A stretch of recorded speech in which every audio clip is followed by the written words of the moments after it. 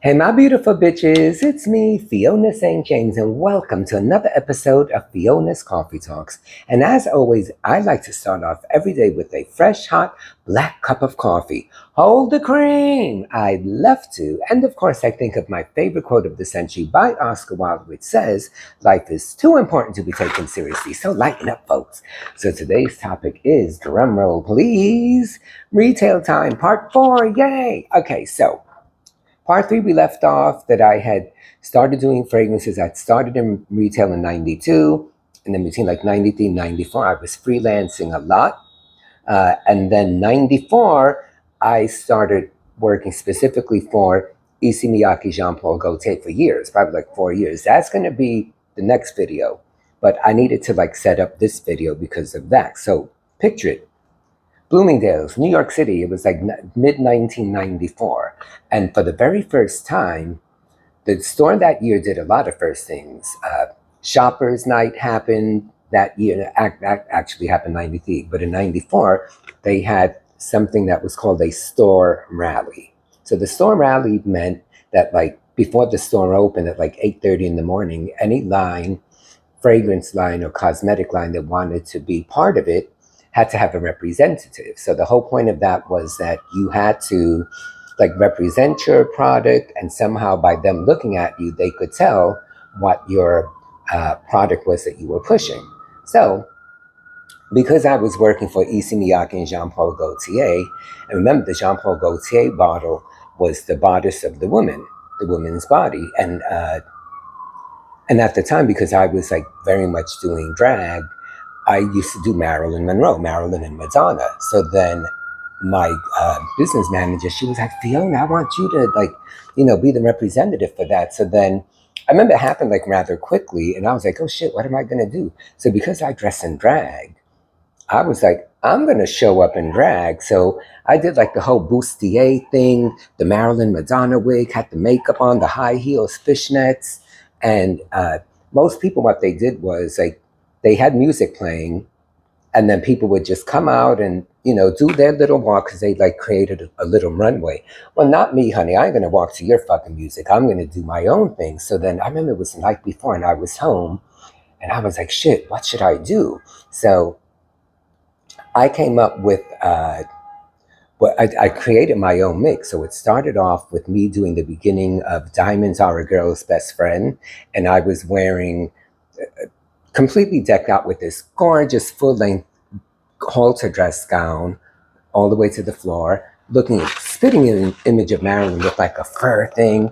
And then I did all of that, and because I had been doing her, I had her moves down pat. I pretty much mimicked what she did in the movie that she did that in.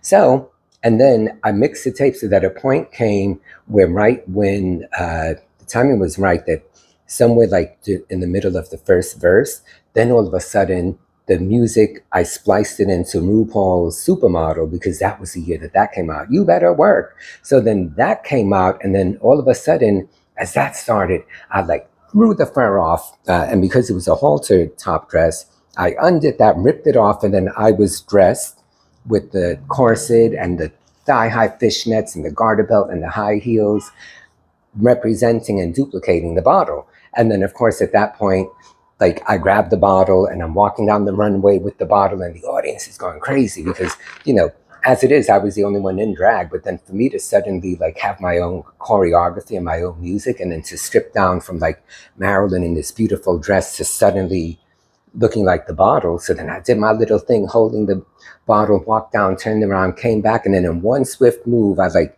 jumped in the air, did a perfect jump split, and threw my hand up, and the audience went ape shit. Needless to say, I won hands down, and this was at like 8:30 in the morning, like during the week, and I was like, it's kind of crazy. I actually have the video of it, but I have it on VHS tape, and I don't know how to switch it onto here, but I do have pictures, I believe. So look for the pictures at the end of it, and you're going to see. I think I even have a picture of me in that perfect split.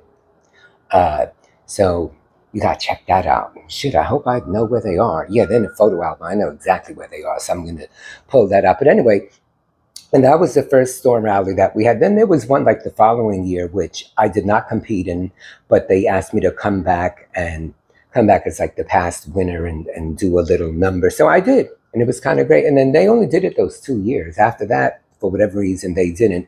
But it really was like a fun moment for me, because I've been doing drag. That was like 94, and I had been doing drag since 87. And like everyone at the store knew that I was, but not everyone had seen me perform. So for me to actually bring that act to the store and do what I did at 8:30 in the morning, did I mention it was 8:30 in the morning? It was kind of wonderful and magical. And it also then got me, more fans, because then all of a sudden when I was performing, because I was performing a lot, then all of a sudden everyone from the store was like, oh my God, when are you performing next? I got to come see you. So that was kind of neat. I think I have a little bit of a cold. It's not COVID. I gave myself a COVID test, but it's fucking back and forth with this weather. Maybe it's my allergies. I don't know. Anyway, so that was a really fun moment. And you're going to see, like, as I continue with the series, there were a lot of really great moments and great things about retail. I mean, I've done it for 25 years. I stopped doing it 2017, but it was such a major part of my life, and a part of my life that I loved. So I don't miss it. I ain't gonna lie about that.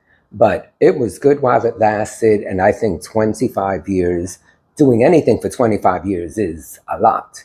So I'm happy that I was able to do it and say that I worked there and enjoyed it as much as I did. And there was some really good perks. I mean, who don't love a discount, right? I had the federated discount even for a couple of years after I stopped working. Them bitches were too slow to take it away from me, so I kept shopping and getting my discount. So, all right, guys, that's my story. I'm sticking to it. So don't forget, thumbs up, subscribe if you have not. As always, I love you guys for always being here with me, and I look forward to the next time. All right, see you soon. Love you.